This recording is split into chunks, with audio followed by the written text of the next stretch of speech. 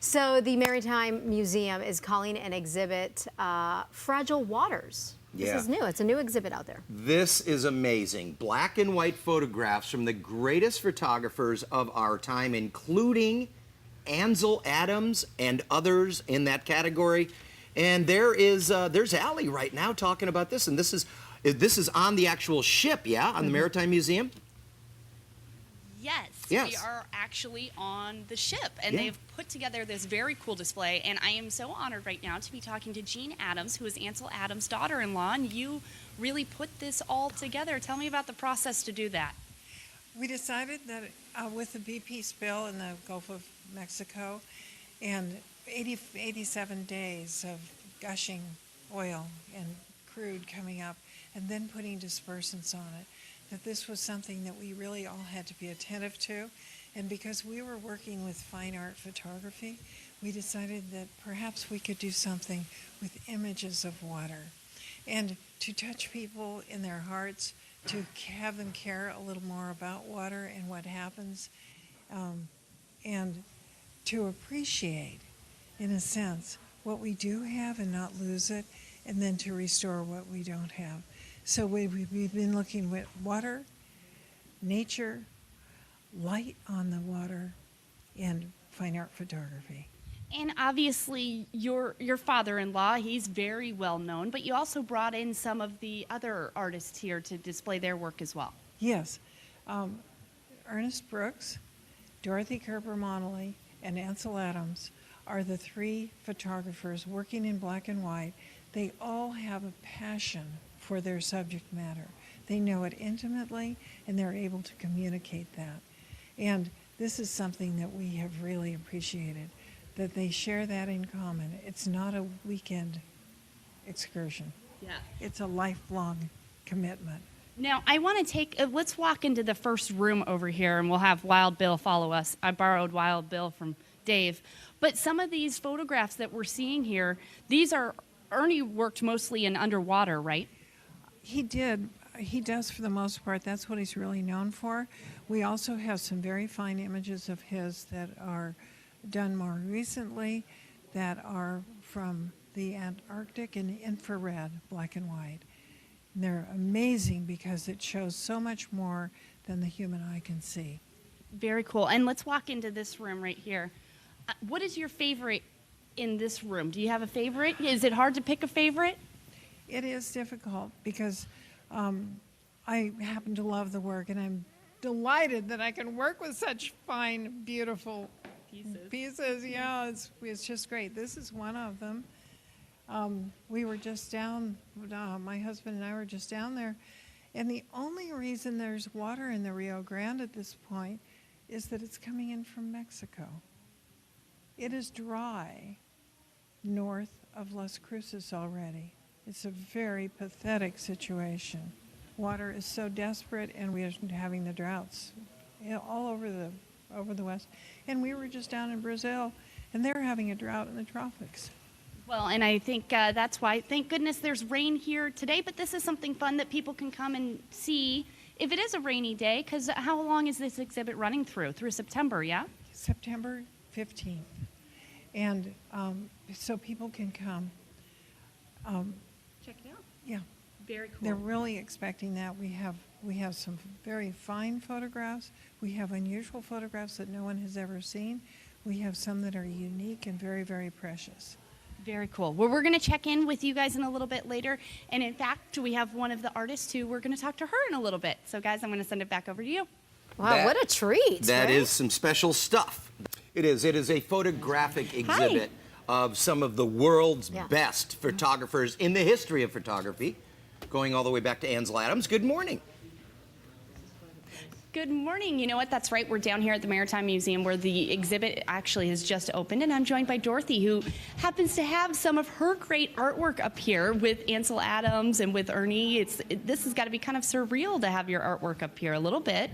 Well, we love it here, and we're having a good time together. We've been around to several other areas, and we enjoy each other. So this has been a fantastic time for us. And tell me a little bit about your photographs, because I've been looking at some of them, and they're obviously powerful images, but tell me a little bit about what we're looking at here. Well, my husband and I both love to travel to photograph, and we went to Maui and discovered this tucked away beach, and I fell in love with this place. I think we went back there 9 times. I can't tell you the name of the beach, I don't remember, but all these images, or these 2 images anyway, are from a small beach in Maui, and I loved the light and the quiet and the fact that it just wasn't, it was peaceful, and there weren't people there that, are kind of hard to work into a landscape image. So it was fabulous. And tell me a little bit about all these images are all dealing with water and are all dealing kind of with conservation and kind of with that element in mind, right? Well, that's all part of who I am, and so it's there when I take a photograph, because I've been involved in conservation most of my adult life, and we're all very, very focused on the importance of water. So these images really just tied in. But my primary focus is really to find beauty in the landscape, and I think that communicates more strongly than anything. So. Now, do you think, now I have to ask if you have any advice, because now everybody has their iPhones, they're all taking pictures. When you're taking a picture, is there any little advice that you can give to some of the amateur photographers as somebody who you've put together such great images? What is always your advice to them? Well, I think go with your heart, find your passion, find a subject that just draws you in. It happened to me at home with the Great Marsh, which is right there. It's right where I live, and it just reached out and grabbed me. And my first book that I've done was all about the Great Marsh.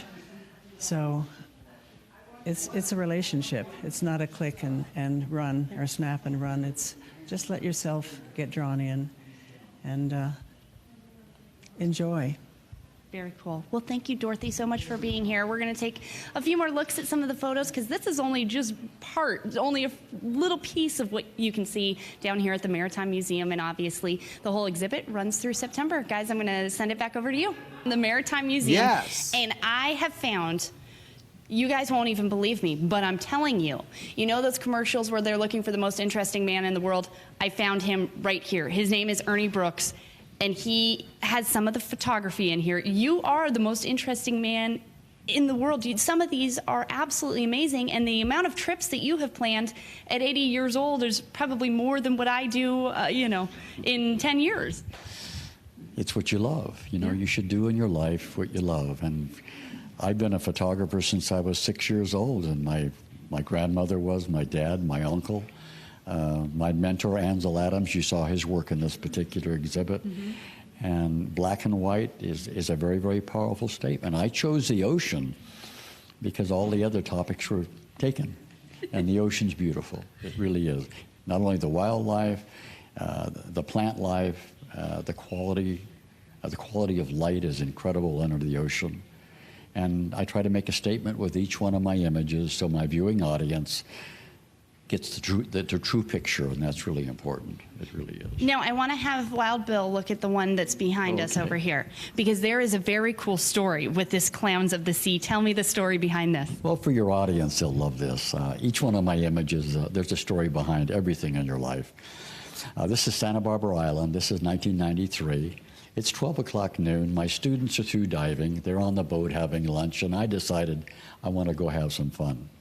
Got my Hasselblad camera, went down 30 feet, and I just sat on the bottom for about 15 minutes. I noticed that sea lions were hovering above me, My students had frightened them away, but when I came down, there's something about me that they really enjoyed. What it was is what I was doing.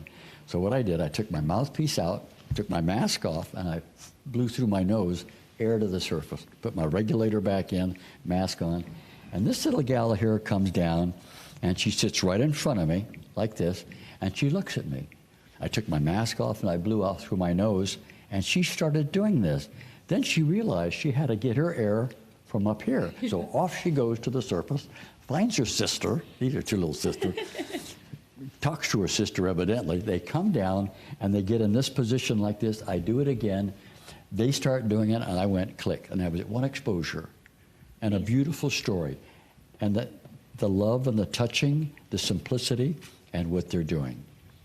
And from all lit by our day star, the sun. Very cool. And now you have multiple images that are going to be here through September, but then you've got plans to go all over the place to talk about conservation and to take photos. That's important. That's really important. I have shows coming up, Shanghai, Hong Kong, Abu Dhabi. I've already done Tokyo, and I've been through the Russian countries, and exhibits all over the world are really important for people to see the purity of water and how to avoid some of the pollution that's happening in our waterways today, our rivers, our lakes, our oceans. And we need to clean it up and stop doing that because it's the most beautiful, pristine planet, this blue planet ever, and we need to take care of her. Very cool. She's very important. She really is. Thank you, Mr. Mr. Brooks, I'm so honored to meet you, and this has been very cool that you would share this with us, and I love the story behind it all. So, guys. Well, thank you for the interview. Thank you so much. All right, back to you guys. What a great story Yes. about the sea lions or the seals down there. Fascinating. You can just talk to that guy all day long. That's all right. awesome. And the Thank exhibit you. lasts, I mean, It's going to be there for a through while. September. Yeah. There you go. There you go. Thank you, Allie. Good morning. That's right. We've been out here all morning at the Maritime Museum where they have this incredible exhibit called Fragile Waters that has some of the works by great photographers. And I'm joined by Ansel Adams' granddaughter, Jean Adams, daughter-in-law. Now tell me, it's got to be great to see this all come together. And really, you guys all are about conservation and about showcasing water and photographs through water. This is a wonderful coming together of beautiful photographs of nature. There are some wonderful quotations that are part of the captions and wall text, and it gives people an opportunity. It invites them to be inspired in what suits each person. And I hope that everyone goes away feeling nourished and somehow more alive and caring more about water, caring more about nature with a capital N, and actually being more than they thought they could be. Now, you also, we'll kind of go a little bit through the exhibit, but you guys really are hitting on conservation, and you did a huge display downstairs. Tell me a little bit about all of that. Mary Crowley started the Ocean Voyages Institute in the 1970s, and in the 1990s, I think, she started the Project Kasai. When she had gone through the Great Pacific Gyre, saw so much trash there that accumulates because of the convergence of the currents and because of the air currents, and it stays there. It's not, it's the plastic now can last for 500 years. It does not biodegrade. And that's the reason that you see so much of the plastic. But everything is coming from all the nations that touch the water. We have to really do something about it. It's possible to clean it up. Mary Crowley believes that we can clean up the ocean and we can bring it back, but we have to repurpose everything so that it does not go to a dump and become landfill.